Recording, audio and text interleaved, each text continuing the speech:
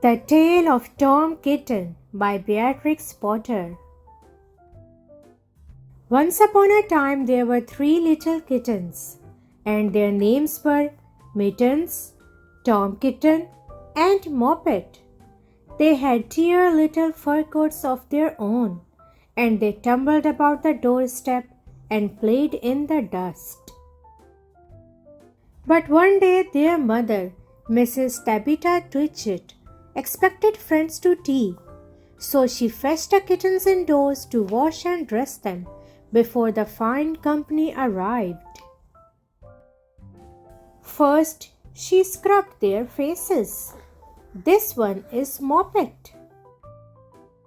Then she brushed their fur. This one is Mittens. Then she combed their tails and whiskers. This is Tom Kitten. Tom was very naughty and he scratched. Mrs. Tabitha dressed Moppet and Mittens in clean pinafores and tuckers, and then she took all sorts of elegant, uncomfortable clothes out of a chest of drawers in order to dress up her son Thomas. Tom Kitten was very fat and he had grown. Several buttons burst off.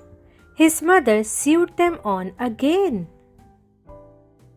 When the 3 kittens were ready, Mrs. Tabitha unwisely turned them out into the garden to be out of the way while she made hot buttered toast. Now keep your frocks clean, children. You must walk on your hind legs.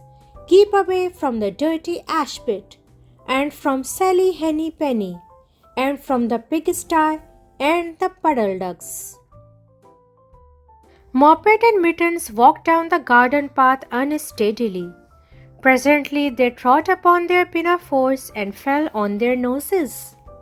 When they stood up, there were several green spears. "Let us climb up the rockery and sit on the garden wall," said Moppet. They turned their pinafores back to front and went up with a skip and a jump. Moppet's white tucker fell down into the road. Tom Kitten was quite unable to jump when walking upon his hind legs in trousers. He came up the rockery by degrees, breaking the ferns and shedding buttons right and left. He was all in pieces when he reached the top of the wall. Moppet and Mittens tried to pull him together. His hat fell off and the rest of his buttons burst. While they were in difficulties, there was a pit-pat, paddle-pat, and the 3 puddle ducks came along the hard, high road, marching one behind the other and doing the goose step. Pit-pat, paddle-pat, pit-pat, paddle-pat.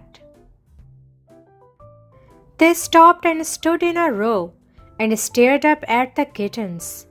They had very small eyes and looked surprised. Then the 2 duck birds, Rebecca and Jemima Puddle Duck, picked up the hat and tucker and put them on. Mittens laughed so that she fell off the wall. Moppet and Tom descended after her. The pinafores and all the rest of Tom's clothes came off on the way down. "Come, Mr. Drake Puddle Duck," said Moppet. "Come and help us to dress him. Come and button up Tom." Mr. Drake Puddle Duck advanced in a slow sideways manner and picked up the various articles. But he put them on himself. They fitted him even worse than Tom Kitten. "It's a very fine morning," said Mr. Drake Puddle Duck. And he and Jemima and Rebecca Puddle Duck set off up the road, keeping a step. Pit-pat, paddle-pat, pit-pat, waddle-pat.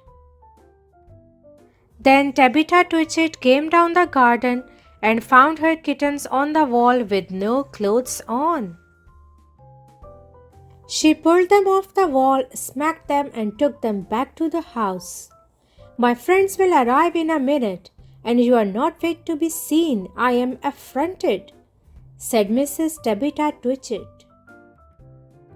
She sent them upstairs, and I am sorry to say she told her friends that they were in bed with the measles, which was not true. Quite the contrary, they were not in bed, not in the least.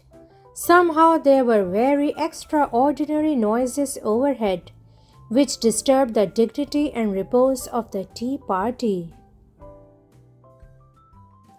And I think that same day I shall have to make another larger book to tell you more about Tom Kitten.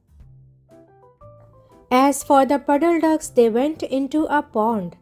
The clothes all came off directly because there were no buttons. And Mr. Drake Puddle Duck and Jemima and Rebecca have been looking for them ever since. The end.